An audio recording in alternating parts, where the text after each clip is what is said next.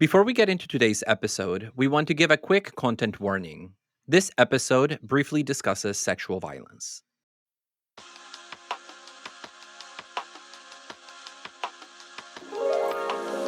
Hi, I'm David Peña-Guzmán. And I'm Ellie Anderson. Welcome to Overthink, the podcast where two friends, who are also professors, put philosophy in dialogue with the everyday. Because big ideas are within everyone's reach.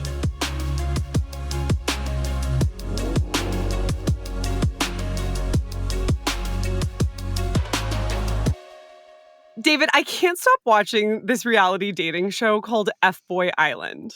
I honestly don't know why you watch these. Period. That's where I'm at. I'm so fascinated by cultural depictions of love and sex, especially as they relate to these hidden social scripts that we all sort of recognize as in the air. So for instance, the figure of the F-boy, I think is so interesting. I think the F-boy is a picture of low-key toxic masculinity, right? The kind of guy that straight women warn each other about, but are simultaneously tempted by. And so the show trades on precisely this dynamic of attraction and repulsion. And it also plays on the binary between so-called nice guys and F-boys. Well, for the record, I'm a nice guy. Oh my gosh. Although people who say that are usually F-boys in disguise. Be suspicious of anyone who calls themselves a nice guy. I am a master of suspicion, including of myself. But there's a way in which the figure of the F-boy is just a new iteration of other figures of, as you say, low-key masculinity, or as I would call them, high-key masculinity. Well, low-key toxic masculinity, I said. Okay, fair enough. But you also have the stud or the man's man, which is typically just straight guys being proud of their heterosexuality and their own assessment of their own sexual prowess. It's not actually objectively corroborated by other people. Yeah, and that sexual prowess in their minds is determined by the number of partners they have and pretty much nothing else. Well, yeah, by definition, almost, the F-boy is that guy who hooks up with a ton of women and at the same time breaks their heart because he doesn't want anything serious, man. Yeah. And, I think, too, that even though F-boys get a bad rap, they're still very much rewarded in our society because they fall into that trope of the man's man that you described, David. So, for instance, I think this is really different from what, starting with Freud, theorists have called the Madonna whore complex for women. The idea that women in our society are sort of expected either to be the pure, virgin, motherly Madonna figure. Madonna, the mother of Christ, not the pop singer. Oh, no, she also plays on it's this the herself. Same one. Madonna is actually the blurring of the distinction, of the Madonna whore distinction, yes. She definitely has both, right? Yeah. Like a virgin. A little overly self-conscious there. But yeah, and then on the other hand, you have the, quote, whore, right? The sex object who's filled with lascivious lust and tendencies to sleep with any and every man. And that women are categorized, as one or the other, or sometimes, as you say, as both, and really don't have a wider spectrum of options to choose from in their sexual lives. Yeah, and it seems to me that when we talk about a show like F-Boy Island that reflects our modern preoccupation with sex and sexuality, it seems like that distinction has shifted a little bit because we no longer really expect women to be Madonnas necessarily, but we do expect women to have some hookups, but definitely not too many. Whatever that means. It's a very vague, blurry, arbitrary line. So we allow or say that women should be sexually liberated, but there is a point at which that liberation does turn into what was the term that you just used? Lascivious lust, I think. Do we say lascivious or lascivious? Maybe I'm literally just pronouncing. I'm pronouncing it in the Italian way, right? Lascivioso. Well, you're asking somebody who is ESL, so I just believe you. But kudos on the alliteration, definitely. It's lascivious. Lascivious lust of sexual liberation. But there's also a weird norm in heterosexual hookup culture in particular, where women are forbidden from looking clingy or needy or desperate, but they're also expected to be secretly expecting a relationship when they hook up or hoping that an F-boy will somehow turn into a nice guy by the magic of their love.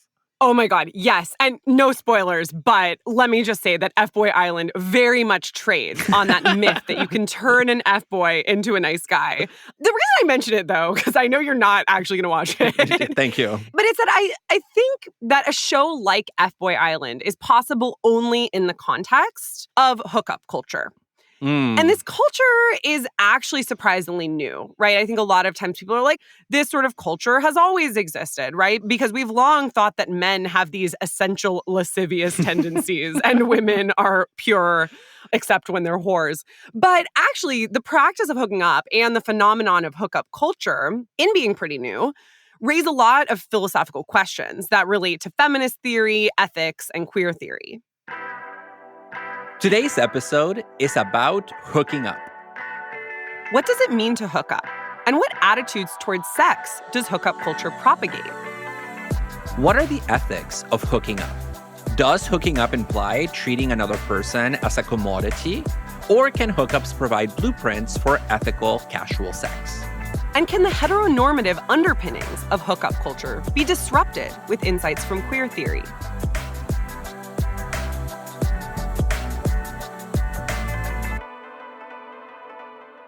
What does it mean to hook up? Well, the philosopher, because indeed philosophers have written about hooking up, the philosopher James Roca defines a hookup as a sexual encounter between two people who are not in a committed relationship. One of the things about hooking up is that its definition is really ambiguous. So what do we mean by a sexual encounter? Some people will define hooking up as a makeout session. Others will define it as full-on sexual intercourse. Still others might define it differently, especially in queer contexts. Oh, yeah. This ambiguity has taken me for a loop multiple times because I've heard a lot of people, and I have to say, especially younger people, use the term hooking up to talk about just kissing somebody else or like Mhm. spending time with somebody else. Whereas I've always thought of hooking up as definitely involving either oral or sexual intercourse. So it seems like it's also a broader category of Yeah. connection than maybe the way in which I use the term. Yeah, I don't think one can expect its meaning to be obvious across the board at all. In fact, the sociologist Danielle Currier says that the ambiguity of the term is highly useful for many young people because it allows them to keep the details of their sexual lives private. So, for Oh. instance, the 13-year-old can flex and say they hooked up when it was just like a sweet peck. Yeah. Same with, the 19-year-old college frat bro. But then for many girls, Currier says, it allows them to protect their status as good girls by keeping the details ambiguous. Yeah, because I guess part of a hookup culture is that you don't really say a lot about what happened in the hookup. It's just taken to be self-evident that you hooked up and that's it, right? Like a Yeah. hookup is a hookup and not a lot of details are divulged. Yeah, maybe to your closest friends, but sort of in the broader cultural atmosphere Yeah, of yeah. acquaintances and stuff, you wouldn't know details. And hooking up is sort of a new iteration of some previous phenomena, such as necking or petting back in the day. So Americans only started to use the term hooking up to refer to sexual activity in the 1980s. And then the term went mainstream in the 90s and early 2000s. But throughout most of the 20th century, the term hook up meant simply either a meetup or a network, which my mom still uses it to mean today. I'm telling you, young people and Let's the hook up generation later. above us, it's just like confusing us left and right. Right? But it was also actually used as a synonym for getting married throughout much of the 20th century. Oh, yeah, Similar to yeah, getting yeah. hitched. Yeah, getting hitched. Yeah. Yeah, like I think I've heard the term like getting hooked, but I haven't heard Oh, getting yeah. hooked up. Like the woman Mhm. throws like a fish hook with bait and then Yeah. the man bites. Oh, God. Well, I actually found this one really funny quote from a Brown University student in 1997 who was quoted in a Cleveland newspaper.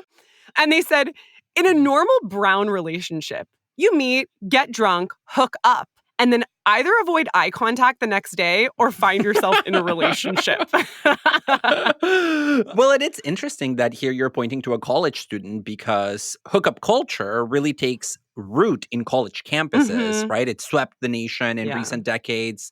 And by now, I take it that it's even bled into pre college life among high school students who are Mhm. suddenly feeling this pressure to enter into hookup culture, right? To hook up with their friends and to brag about it and to be part of this larger social dynamic.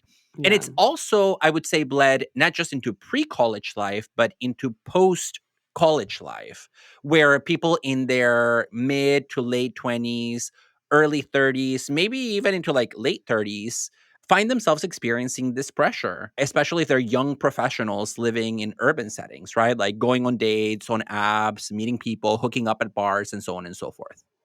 Mhm. Think about Sex and the City. It's kind of like Samantha from Sex and the City who just embodies that.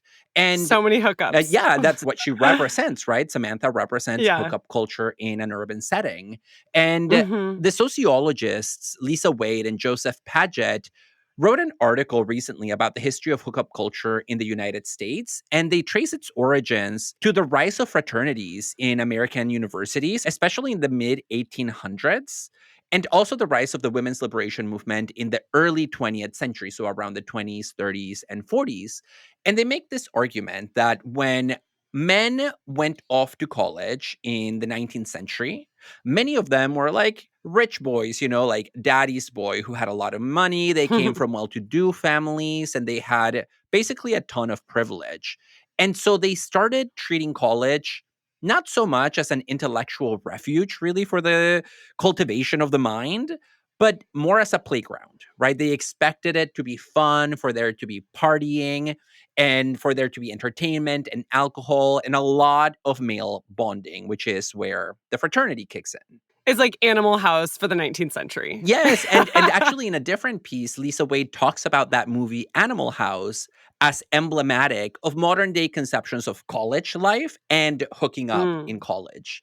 Okay, take us back to the 19th Yeah. century, though, for now. Yes, so back to the 19th century, according to Lisa Wade and Joseph Paget, in the 1800s, most of these early versions of the modern frat boy were having sex typically with women over whom they had a ton of power. So this included enslaved women, as well as sex workers who would get paid for rendering service to the frat house, to the fraternity.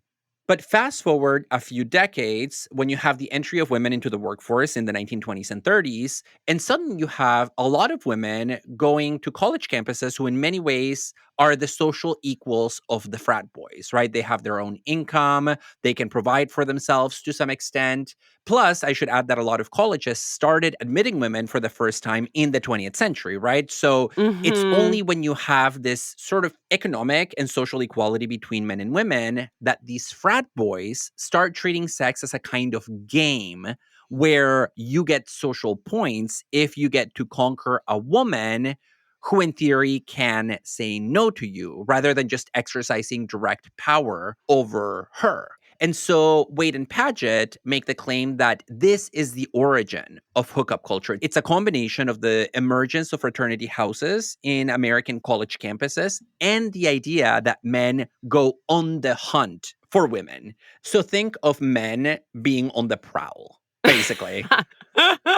This is so interesting. And I think also hookup culture as we know it is an even more recent phenomenon that has to do with the rejection among women of what's known as purity culture, which is this idea that women have to limit our sexual activity or even have none at all in order to be wife material. Wifey. Yeah. And women have been encouraged to pursue their sexual desires more openly in recent decades, especially with greater access to birth control. So, in a sense, what hookup culture does is extend a traditionally masculine form of sexual activity to women. And I want to note here that when I say masculine, I'm not talking about some sort of imagined innate urge that men have to have sex with as many women as possible, according to the dictates of nature, right? In some pseudo biological, pseudo evolutionary picture. Yeah, I guess I definitely don't um, have that urge. we will leave aside questions of sexual drive and evolutionary biology, which are extremely thorny.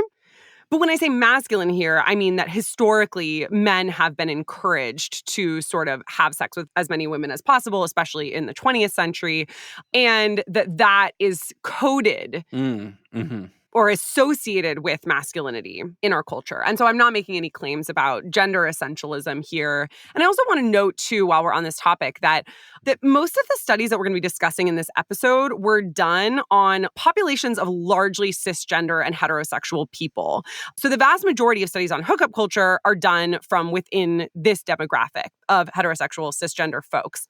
And I think that actually says something kind of interesting about the very nature of hookup culture and to what extent it is defined by heteronormativity, which we'll discuss more later in the episode. But I also want to note that it's just like a total shortcoming of a lot of these studies of hookup culture. And a lot of folks that write about this will openly acknowledge that as well. Yeah, and most of them also focus primarily on college campuses, right? So they don't often talk about the pre-college or the post-college life necessarily, which again, it makes perfect sense because when we think of hookup culture, we think about campuses. And, on the point about gender, the sociologist of masculinity, Michael Kimmel, calls hooking up guys' sex. He says that guys run the scene. And I think that simultaneously, folks on college campuses will, on some level, recognize the truth of that statement. And on another level, probably really want to resist it, right? By being like, no, but people of all genders can participate in hookup culture. See, the fantasy is there for all of us.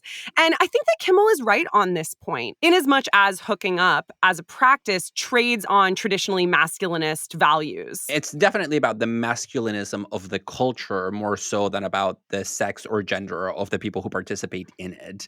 And when we think about hookup culture, it's important to note that there is a strong sense of pressure to participate in this culture in the areas where it's popular, again, such as college campuses. But the weird thing is that even as there is a lot of pressure to join in, way fewer students are actually hooking up than a lot of people think. In the book, Guyland, which I love as a title, Guyland, it's one word, Kimmel, who you just mentioned, Ellie, discusses a study showing that a group of college men estimated that 80% of their peers had had sex in the previous weekend, when in fact, only 80% of their peers had ever had sex in their entire lives. And so there is this perception that college students have that all their friends are constantly hooking up that doesn't match reality. But this perception really creates a pressure cooker kind of an environment where these young people, men, women, people who don't fit the binary, whatever, feel like they need to enter into what Lisa Wade calls the erotic marketplace, right? They want to be desired, they want to be wanted, and they get the sense that the only way to do that is by joining this game that, as you say, is run by guys. Absolutely. I think this idea that everybody's having sex but me is so damaging. And the pressure to hook up is especially hard for those who feel excluded from it, whether because of cultural or religious differences or because they feel like they have low levels of social capital in this erotic marketplace. In her book, American Hookup, Lisa Wade, obviously also someone we've been talking about who's written a lot about this, discusses how low-income students hook up less than affluent peers. That goes for low-income students of all races. Yeah. But also, even though that goes for low-income students of all races, that disproportionately affects students of color because they are more likely to be low-income than their white peers. And then she also says that religious students often feel very excluded by hookup culture. But hookup culture can additionally play into damaging racial stereotypes that encourage students to hook up less. So there's one quote that Wade gives from a Black male student who says that he abstains from hooking up because if he were to aggressively pursue women the way that the white guys do on campus, he'd risk being seen as a hypersexual predator, right? And women students of color also risk being stereotyped for their sexual activity more than white women. Yeah, and I would venture to say that the vast majority of these students, whether they are members of historically marginalized groups or even members of those communities that get a lot of privilege within hookup culture, are fundamentally dissatisfied with hookup culture itself. They are pretty unhappy with it. So they seem torn psychologically about their relationship to it because on the one hand, they're college kids. They want to do what they think other people are doing. They're drawn to it. They're curious about it. Maybe they're sexually frustrated as well. So they want to participate. But at the same time, many of them report having fears about what will happen to them if they give themselves over to hookup culture entirely. Yeah. And, I think that this widespread dissatisfaction with hookup culture is because hooking up is a shallow and commodified form of sexual activity, and its norms violate basic respect, in my opinion. But we'll get to that momentarily, and we'll also come back later to the gender asymmetries in hooking up. I want to mention one other point about the pressure to participate in hookup culture that totally shocked me. Wade states that the average graduating senior from college reports hooking up just 8 times in 4 years. So that's once a semester on average. And half of these hookups are with someone that the students have already hooked up with. Oh, okay. So it's not a one-time hookup. It's like they hook up with somebody a few times and all of those count as a hookup. Yes! Yeah. Yeah. So again, people are doing it a lot less than other people think they are. And so it seems like we're all just basically collectively deluded about how common it is for college students to hook up. Because I honestly would say that it's happening all the time before I saw those statistics. No, absolutely. So yes, it is happening a lot less than we think. But let's talk about the practice anyway. In typical fashion for a sociologist, Wade describes hooking up as a kind of ritual with highly prescribed practices. Oh, yeah. I want to know the details of these practices. Now, I'm guessing that one element is that it happens in very specific places like college campuses, bars, things like that are kind of closed off from the rest of the world. Is that correct? Oh, yeah. That good old liminal space of college, to use a term from anthropology. And also a ton of alcohol consumption, which I think is essential to the culture of hooking up. Yeah. One needs the ritual drug to get the bacchanalian revelry started. Oh, wow. In fact, the first stage of Wade's analysis of the hookup ritual is the pregame. Oh. You initiate yourself into, quote, drunk world by having a few drinks with your friends. Then you go to the party, the club, the frat house, and you start dancing. If you're a straight woman, you probably have a secret code with your friends to let them know if you want to get away from someone. Yeah, I mean, don't I know it? As the gay friend to a lot of straight women in college, both in undergrad and grad school, I am very well acquainted with the unspoken norms of, hey, get this guy off my back immediately versus, hey, can you get lost a little bit in order for me to let this stranger grind upon me a little more? In fact, I've probably given you the secret code at some dance club in Atlanta back in the day. I think you gave me a few of those. But, if you're into it, then yes, of course, you do want your friend to leave you alone. And then, as Wade puts it, you might start kissing the person, and then it goes on from there. I love the elliptical nature of the claim. And then it goes from there, ... Now, one of the biggest sources of shame for me in thinking about hookup culture is that when I was an undergrad, I spent a lot of time in frat houses. Very people know this about me, except the people who were there at the time. But except for all of us now. Yes, except for our massive and growing Overthink audience. But I mean, you would call me a frat rat if if you wanted to. But of course, some of the aspects of the ritual that Wade describes are changing nowadays with things like dating apps. So think about your Tinder, your Grindr, your Scruff, things like that, where you avoid the preliminary steps and jump directly into the hookup. Yeah. Yeah, and I think they're also putting pressure on what James Roca calls the near stranger phenomenon, which is that our scripts for hookups usually imply that people know each other a little, but not too well. The people in dating apps are strangers, right? Yeah. Unless, I guess, you're using them on a college campus. Yeah, but even so, I mean, technically anybody can be there, so you don't have a social connection to them. And I have to say that one thing I like about dating apps, for instance, is that they allow people a baseline or a framework for expressing their interest in somebody else. So rather than going to a party or a bar and just like waiting to see who shows up or who approaches you, who like dances up behind you, which might very well be a lot of creeps. Yeah, for sure. In an app, you have some level of control. Swiping or messaging on an app can signal that you're open to talking or not open to talking. So there is a little bit more of a filtering process that might give people a sense of control. Although, of course, that can be very problematic if you start blocking or filtering out people from like certain communities or certain races and things like that. And a lot of sociological research indicates that that's how it's used sometimes. That's a great point. And at the same time, though, I think there can still be a ton of unspoken norms when you're actually with the person.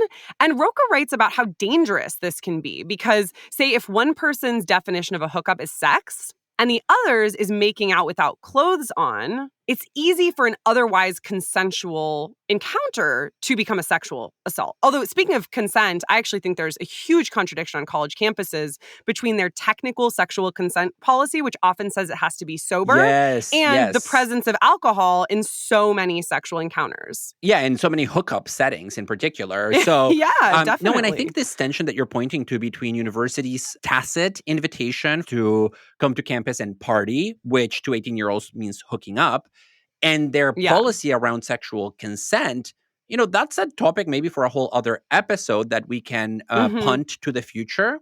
But I'm dying actually to go back a little bit to that student from Brown University who says that the culture of hooking up on campus is that you don't look at people the next day because I mean, it seems like there are these norms that regulate how we relate to those with whom we hook up after the fact. And Lisa Wade makes this argument explicitly. She says a key element of hooking up is establishing the relative meaninglessness of whatever happened the night before in the days and weeks and months that follow. The essential thing is to show that the other person basically means nothing to you, right? That's why you don't make eye contact anywhere. You have to Yep, show yep. that you don't recognize them, you don't know who they are, you don't acknowledge them, you don't say hello to them, because to do so would be interpreted as a major violation of the norms of hooking up.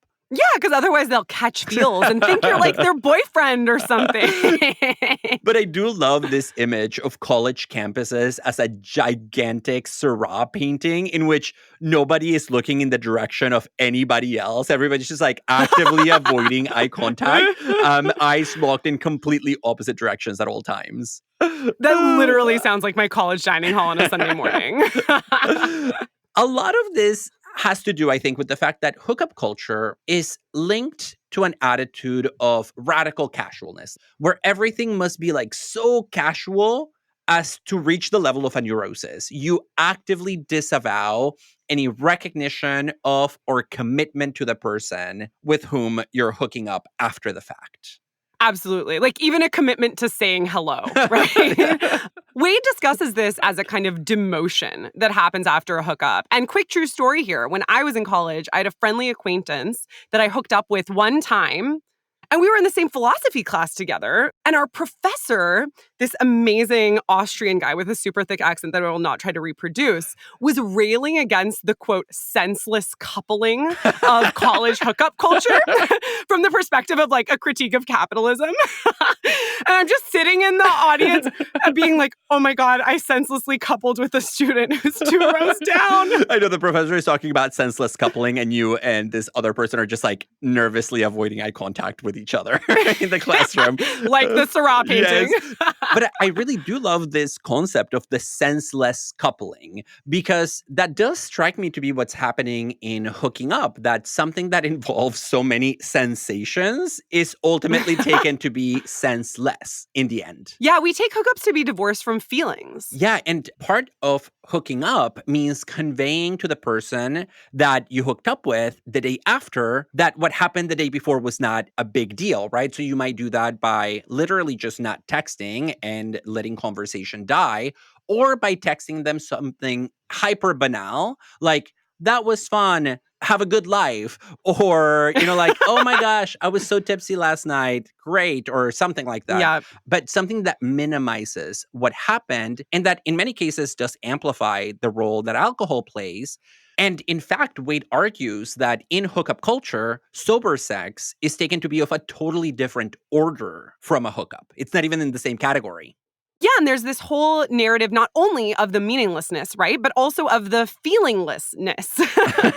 Because you're not meant to catch feelings, or at least you want to hide any feelings that you might have because you don't want to come off as desperate. You don't want to come off as attached. And I think this is very gendered. Indeed, there's a good amount of sociological research suggesting that men are more interested in divorcing sex from feelings and from attachment than women are. But I find some of this just so ridiculous. Like the idea that you don't have any feelings. Like, I have feelings about the sidewalk. I have feelings about the shoes I'm wearing, right? There are no human experiences that are devoid of feelings. This insistence on having no feelings about a hookup just defies the basic logic of human sociality. Human yes. Yeah.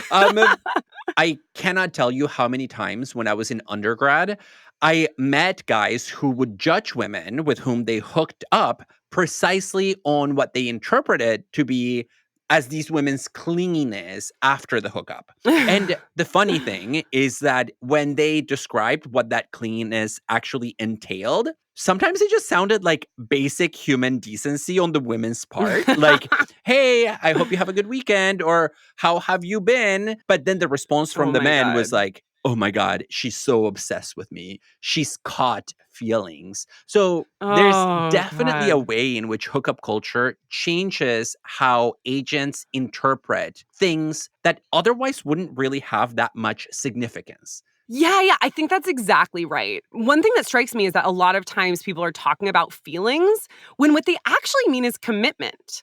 So, casual sex is sex without commitment. And it's important, I think, that people be able to engage in casual recreational sex if they wish. This is part of what the feminist and LGBTQ movements brought us. This sense that, oh, it's not just a single gender that can have recreational sex without repercussions, it's people of all genders.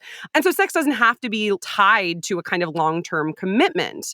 But I actually think that this confusion of commitment with feelings Mm. is really indicative of our cultural ideas about sex and romance.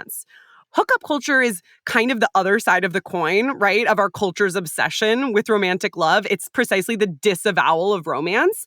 And what does it say about our culture that so many people think that basic respect, decency, and warm feelings toward a sexual partner are intelligible only as desires for a romantic relationship with them? Yeah, no joke. And in the heterosexual context of mainstream hookup culture, I think this comes back all the way to the Madonna whore complex that you brought up at the beginning, where women are Mm, either hookup buddies or wife material. So that hooking up is a way of like finding the women who are not marryable. yeah. And for whom you have zero feelings whatsoever. Yeah, and with whom you never make eye contact at any point in time.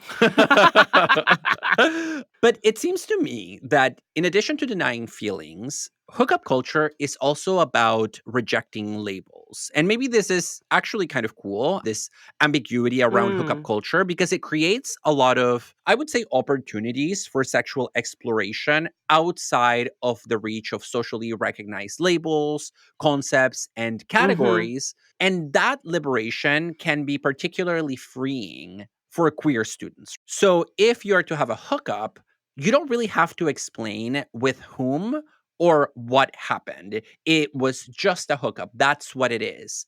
And this ambiguity, again, it can be liberatory, but it also can be a recipe for disaster, especially when two sexual agents meet in a hookup with fundamentally different and perhaps irreconcilable expectations about what a hookup means and how far it's meant to go. So there is this tension between the two.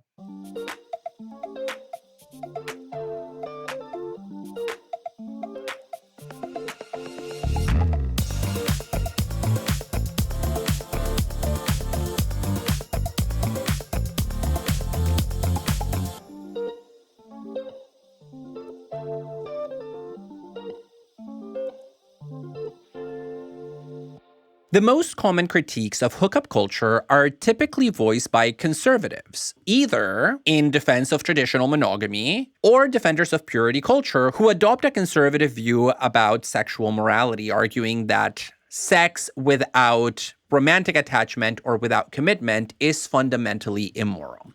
Here we want to take a different approach than those two conservative lines. How can we be critical of hookup culture without falling into a defense of traditional monogamy, which we've done a whole episode about, or without being conservative moralizers about sex?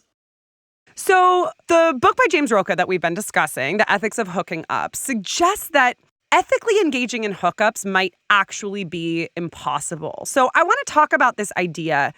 According to Roca, hooking up fundamentally disrespects the other person.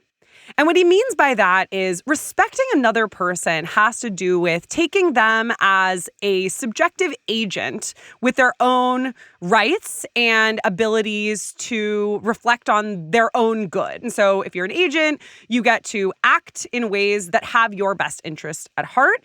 When you're being recognized as an agent, somebody is recognizing you as having that right. And the problem with hookup culture is that it encourages us to treat people as means rather than as ends, to put it in language of Immanuel Kant. We are fundamentally unable to recognize other people as agents when we are engaged in hooking up with them because we are treating them as commodities on the market, right? Mm-hmm. Is somebody an 8, a 9, or a 10? Are my friends going to think it's cool that I hooked up with this person? Can I brag about it at the dining hall the next morning? Even if we're not talking about sharing it with others, if we're just talking about sexual pleasure, the social scripts of hooking up have to do with a single-minded pursuit of your own sexual pleasure. Also pretty tied to toxic masculinity because there's tons of research on how heterosexual hookups are usually way more pleasurable for men than for women. But the bottom line is, if we're pursuing our own pleasure and we're treating another person as a commodity, as a means to get that pleasure, then we are not respecting them. What do you think about this, David? I don't know.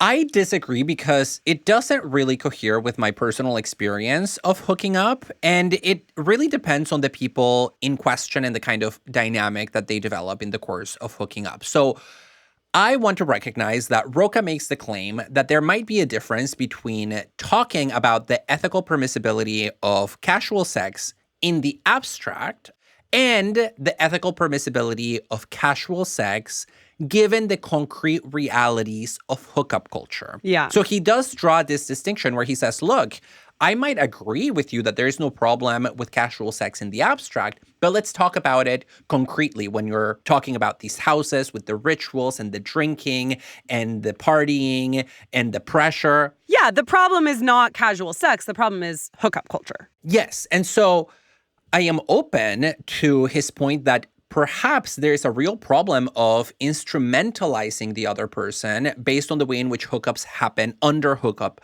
culture. But again, I want to leave open room for the possibility that this might depend on the persons involved in the hookup. And the reason that I say this is because recently a group of sociologists from the University of Louisiana State University in Baton Rouge, Louisiana, conducted a study about the relationship between the beliefs that people have about hooking up and the ways in which those beliefs influence other beliefs, especially those concerning rape. We know that a lot of college students are highly susceptible to believing myths about rape. And the sociologists found that those students who say that hooking up is about getting social status, about increasing your body count, they are the ones that are highly susceptible to believing myths about rape and sexual violence. But people who, for whatever reason, their background, their experiences, their political commitments, view hookup culture as an act of intimacy that includes some kind of feeling, some kind of attachment, who are conscious about the ethics of sex, are way less likely to believe myths about rape and sexual violence. So I think that within the structure that exists of hookup culture, which is highly problematic, there is an opening for possibly ethically permissible hookups, but it depends on the individuals. I want to just note, though, that what you just said, David, said that people who believe that hookup culture can involve intimacy is probably not quite right. It's more that people who believe hooking up can involve or lead to intimacy, right? Because yes, that's right. That's right. Sorry. Yeah, because I think this is a case where, given what we've discussed about hookup culture already, the practice is inextricably interwoven with rituals that I think, really do undermine people's agency and undermine people's ability to respect others. Yes. But that doesn't mean that necessarily individual hookups are always going to map onto that. This is a place, though, where I would maybe want to say that what those folks are engaging in is casual sex, but not hooking up. But what's the difference between those two for you? Hooking up is a casual sexual encounter that you, in principle, divorce from feelings and or commitments, whereas casual sex is not. And I know here, I'm kind of adding to the Roca definition, that's narrower than he would define it. He just defines it as a sexual encounter between two people who are not in a committed relationship. Yeah. I actually see hooking up as self-consciously adopting the mentality that you won't be in a committed relationship, even though, as we know, a substantial minority of hookups do actually lead to a relationship. So, I think my narrow definition of it is not the one that most people are going to use. It's actually not the one that I've always used either in my experiences of hooking up in the past. But I think I would like to see a future where we move towards much more anarchic, respectful, and ambiguous ways of engaging in casual sex that don't have the kind of contradictions endemic to the idea of, quote, hooking up. Yeah, but let me ask a follow-up question because you said two different things and I want to clarify. So on your definition of a hookup is casual sex that doesn't include a committed relationship. But that's Roca's definition. Okay, and so on your definition, it also must include the divorce from feeling, a conscious attempt to not subjective attachment. Is that correct? Yes, even though in practice, a lot of people don't actually engage in hookups that way, or they try to hook up with that mentality. So then it follows that by definition, on your view, there cannot be an ethical hookup because it always involves the detachment from feeling. Mm-hmm. Okay, so you don't believe hooking up can ever be ethical? No, not given the specific narrow definition that I've offered. I think hooking up is intelligible only if we treat people as means rather than as ends. Okay. If we treat them as commodities. Okay. And I also think it's only intelligible from within the context of a culture where we vaunt this romantic ideal of loving another person, usually within a monogamous context, where there's what Lauren Berlant calls the love plot, where it's first comes love, then comes marriage, then comes a baby in the baby carriage.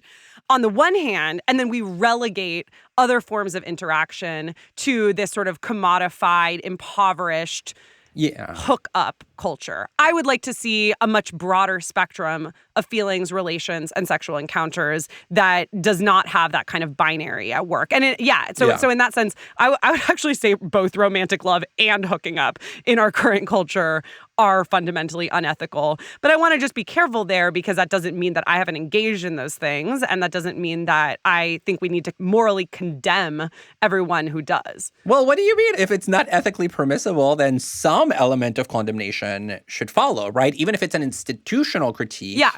Oh, yeah. I'm down with the institutional critique for sure. Yeah, but if you consciously participate in that structure, presumably you should get a little bit of moral blame.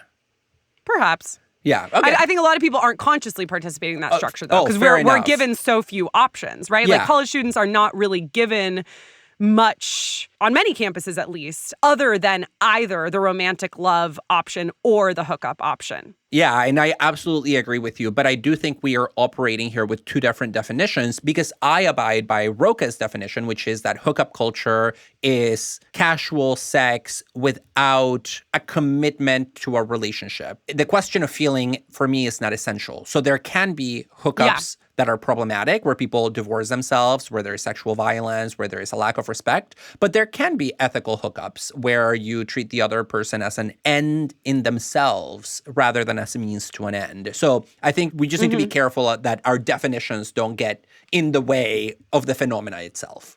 Yeah, because I think on that definition, I'm very open to that too. Casual sexual encounters between people who are not in a committed relationship, that seems perfectly ethically permissible to me, depending on the context. One other just quick thing to parse is the fact that I think, in some of what we've been saying, I've been conflating commitment or the possibility of commitment with both feelings and with treating the other person as an end in themselves. And I want to note that when we really get into the weeds of it, those are quite distinct things.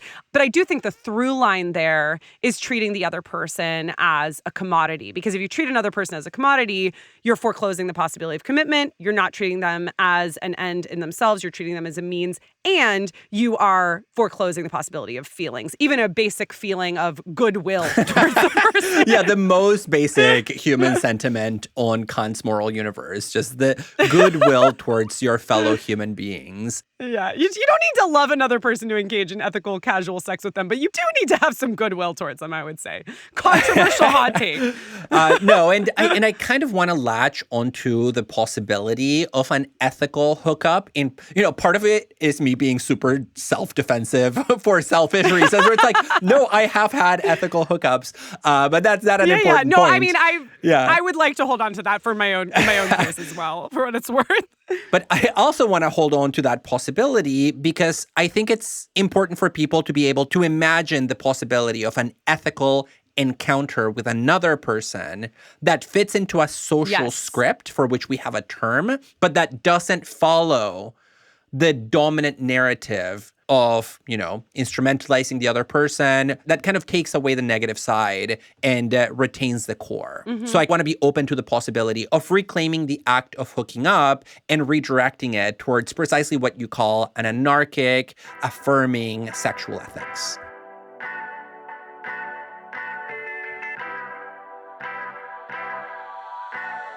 Enjoying this episode?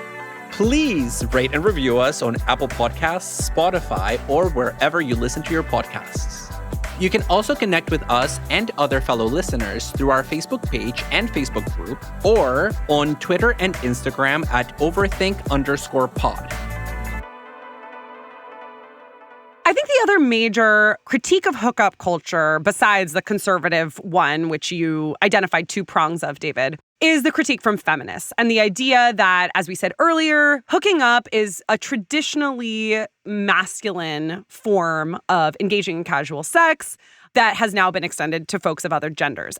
So in this vein, Rocha points to the fact that one of the reasons that hookup culture for him is impermissible is precisely because it tends to leave women dissatisfied in heterosexual contexts. So he writes about a double standard in men's and women's reports of hooking up. Studies indicate, he writes, that women have higher hopes that hookups will lead to relationships than men do. And there's a really telling study where men and women were asked about their, quote, terrible experiences in hookups, which almost half of participants said they've had. When women were asked about what their terrible experiences of hookups were, they were talking about things that amounted to sexual assault. Being pressured into changing their mind about hooking up, pressured into going further than they were willing to go, sometimes their lack of consent being completely disregarded.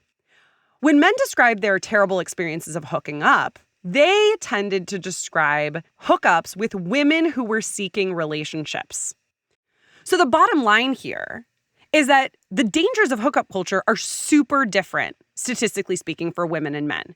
Women risk sexual assault, and men risk being caught in situations where women are seeking relationships. Yeah. I mean, I told you the myth of the clingy hookup woman. Like when the worst thing that you could imagine in a hookup is that somebody caught feelings for you. Mm-hmm.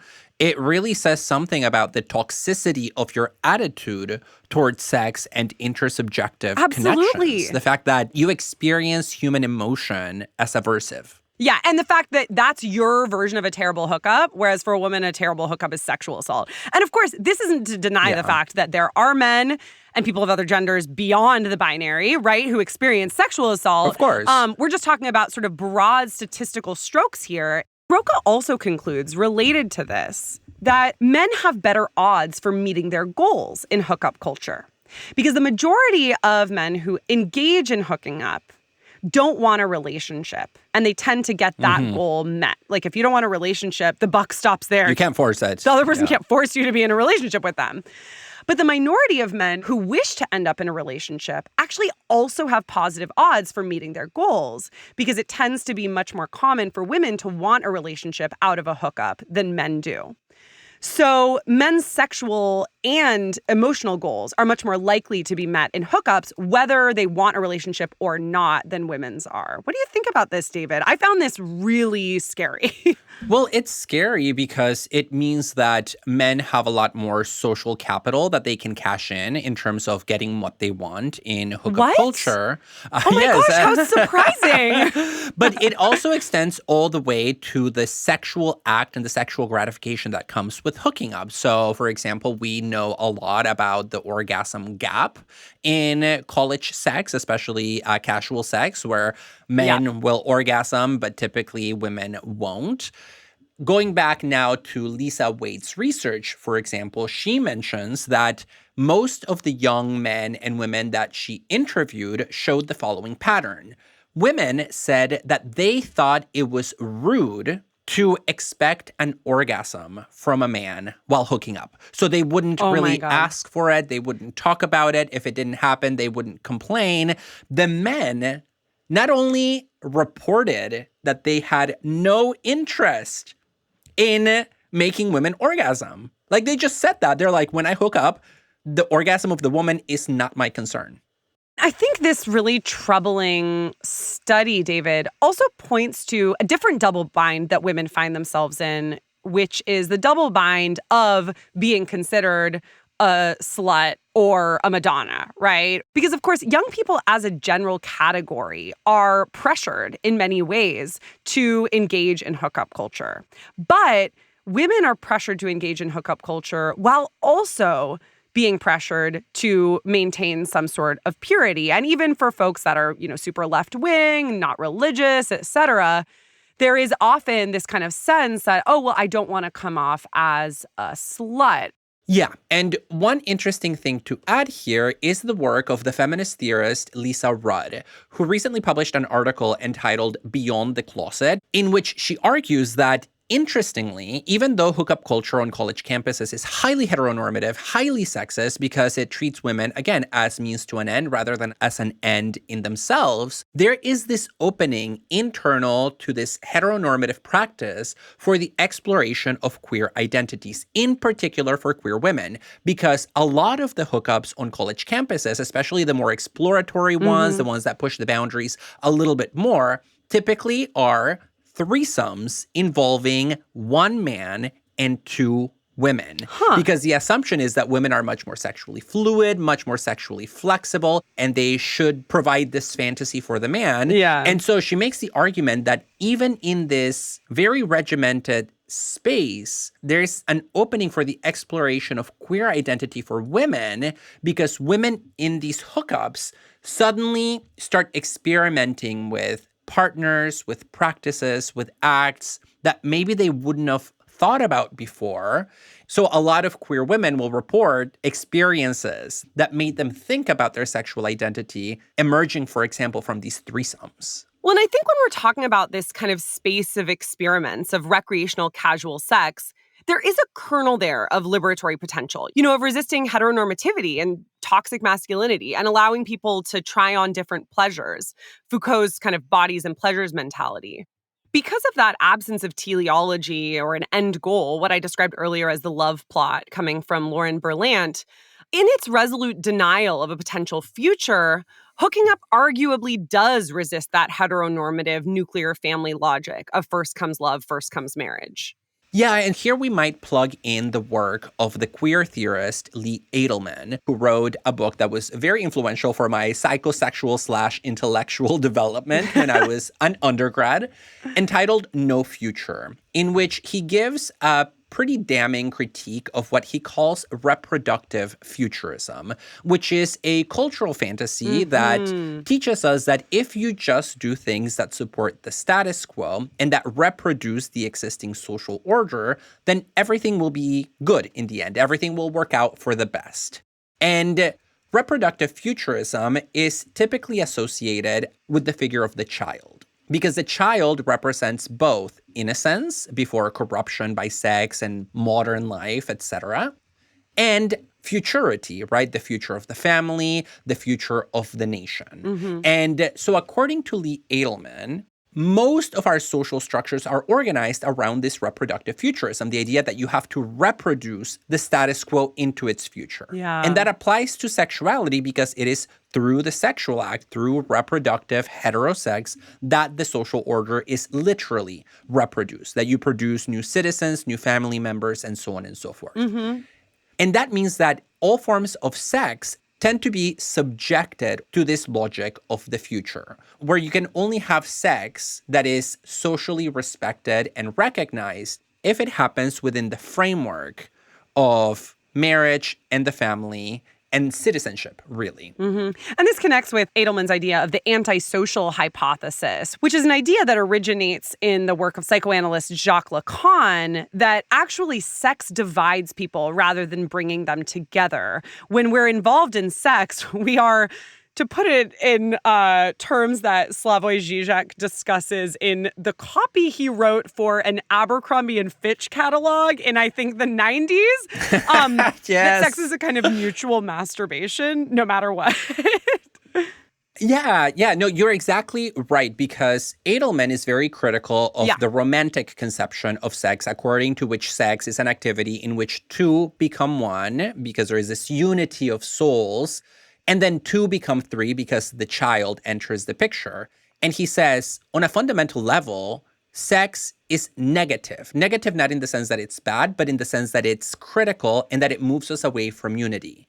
Because sex, as you say, is mutual masturbation in the sense that even when you are committed to sexual ethics and have good views about what good sex is supposed to be, you're still projecting onto the other person your idea of what their sexual desire is, right? You're basically treating the other person in an instrumental way, even if you don't want to. And that's inevitable. That's just part of sexuality. Sex is narcissistic. This is where Lee Edelman draws a lot from psychoanalytic theories of sex. And the point here about bringing Lee Edelman into dialogue with hookup culture is that his point is that sex, because it has this negative function in the sense that it criticizes unity, both the unity of the two and also the unity of the one, because in sex, a lot of your ego boundaries are destroyed, at least momentarily. It performs a very important critical function, which is that it demythologizes the notion of reproductive futurism. In that sense, sex, all sex, performs a critical or negative function. But queer sex, in particular, performs an extra critical function because more so than heterosex, queer sex really challenges the notion of the future because, of course, two people of the same sex cannot have a child without social or technological assistance, which is why queer sex is typically associated with death. It reminds me of that piece by Leo Bersani, which is entitled, Is the Rectum a Grave?, which is about the association of queerness with death itself, especially in the wake of the AIDS crisis. This idea that hookup culture moves us away from reproductive futurism is super compelling. And I do think, this is kind of just like a general point to make about sexual ethics as somebody who works on this.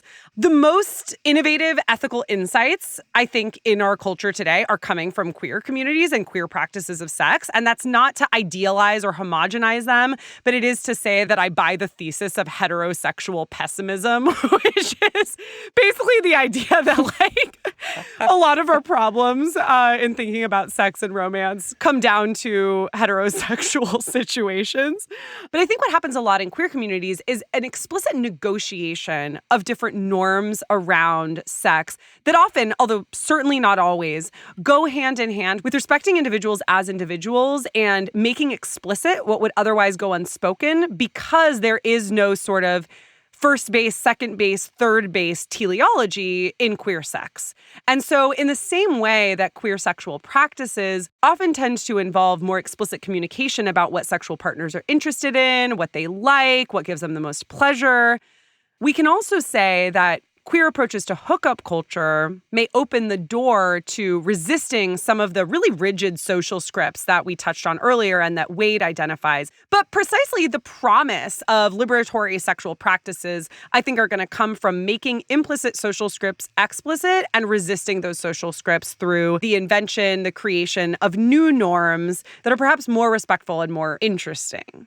Yeah, and one of the ways in which I interpret queer theory and its value for re-envisioning sex and sexuality in our culture comes from what I take to be the fundamental honesty that I think is there in queer theory about the act of sex and everything that surrounds it. And that includes an honesty about the dangers of sex, about sexual taboos, because by the time you have worked through a lot of queer issues related to your identity, you are not as susceptible to social taboos. right? You can talk about things a little bit more openly, a little bit more freely, including things that might be socially frowned upon. And the antisocial hypothesis is antisocial precisely because it foregrounds those aspects of sex that work against social collective fantasies about what sex must be like in order for it to have a place in the public or in the private. And so thinking about hooking up as possibly resisting that logic of reproductive futurism that, according to Lee Edelman, is so destructive and so dangerous is one way in which I can have my cake and eat it too, which is to critique hookup culture in its traditional garb and at the same time hold on to this possibility of more disruptive ways of having sex. Now that's a reality show I would want to watch. And for once, I would watch that too. We hope you enjoyed today's episode. Please rate and review us on Apple Podcasts, Spotify, or wherever you listen to your podcasts. You can find us at overthinkpodcast.com, where you can email us with questions, feedback, or even requests for life advice. You can also find us on Instagram and Twitter at overthink_pod. We'd like to thank our audio editor, Ross Harris, and our production assistants, Sam Hernandez and Anna Solomon. Thanks to Samuel P.K. Smith for the original music and Trevor Ames for our logo. Thanks so much for joining us today.